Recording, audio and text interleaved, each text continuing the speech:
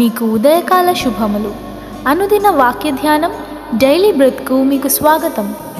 Praise the lord.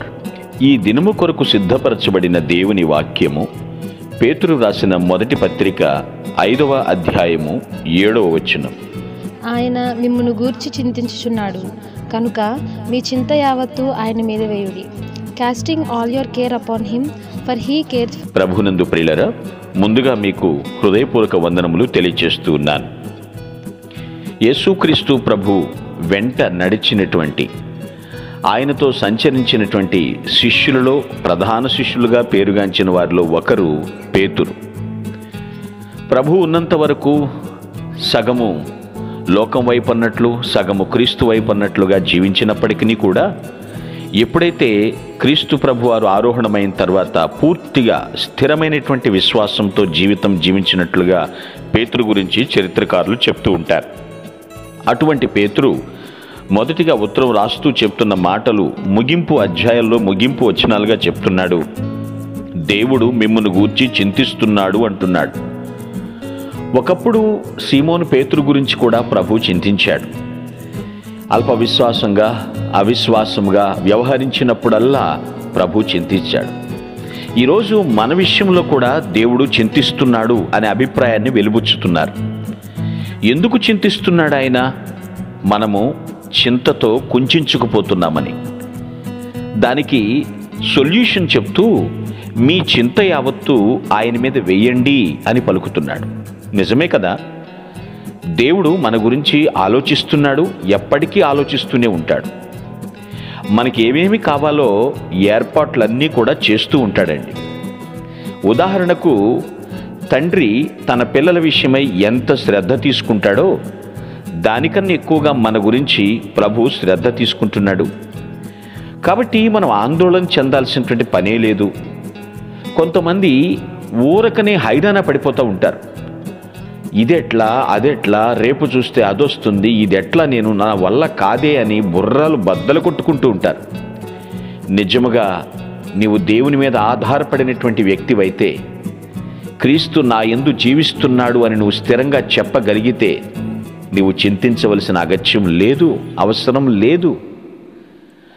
ఆయన ఎందుకు చింతిస్తున్నాడు అంటే నీ చింత నీ దగ్గరే పెట్టుకుంటున్నావు. ప్రభు మీద వేయి. మనకు తెలుసు కదా వాక్యము, నీ భారము యెహోవా మీద మోపుము, ఆయనే నిన్ను ఆదుకొనును, నీతిమంతులని ఆయన ఎన్నడూ కదలనివ్వడని వాక్యం సెలవిస్తుంది కదా. నీ పనుల భారం దేవుని మీద ఉంచితే నీ ఉద్దేశ్యాలని సఫలం చేస్తాడని ప్రభు చెప్తున్నాడు కదా. కాబట్టి నీ చింత నీ దగ్గరే పెట్టుకుని నువ్వు ఇంకా కుంచుకుపోవటం దేవునికి ఇష్టం లేదు. నీకన్నా, నీ భౌతికమైనటువంటి తండ్రి కన్నా పరలోకపు తండ్రి ఎక్కువగా మన గురించి ఆలోచిస్తున్నాడు. నీవు చింతించి చింతించి చింతించి ఒక్క వెంట్రుకను కూడా రంగు మార్చలేవు కదా. నీ వల్లేమవుతుంది? దేవుని మీద వేయి, ఆయనకు అప్పగించు. అది ఎంత జటిలమైనటువంటి సమస్య అయినప్పటికీ కూడా దేవుడు ఖచ్చితంగా నీ పక్షాన నిలబడతాడు, సమస్యను పరిష్కరిస్తాడు, సంతోషాన్ని నీ జీవితంలోకి ప్రవేశింపచేస్తాడు.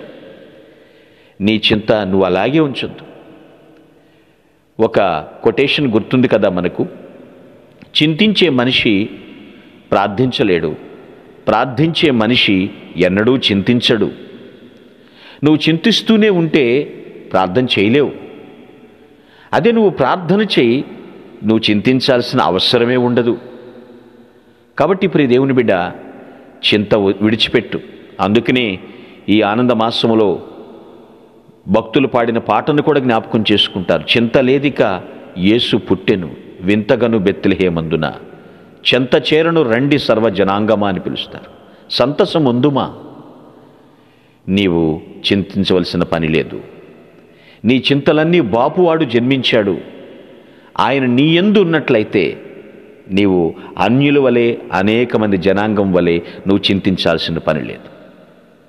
ఒకవేళ ఇన్ని మాటలు విని నువ్వు ఇంకా ఏంట్లో ఇదేంటో అని నువ్వు అలాగే ఉన్నట్లయితే నిన్ను నువ్వే నాశనం చేసుకుంటున్నావు. నీ చింత యావత్తు దేవుని మీద వేయి, ఆయనకు అప్పగించు, ఆయన హ్యాండిల్ చేస్తాడు.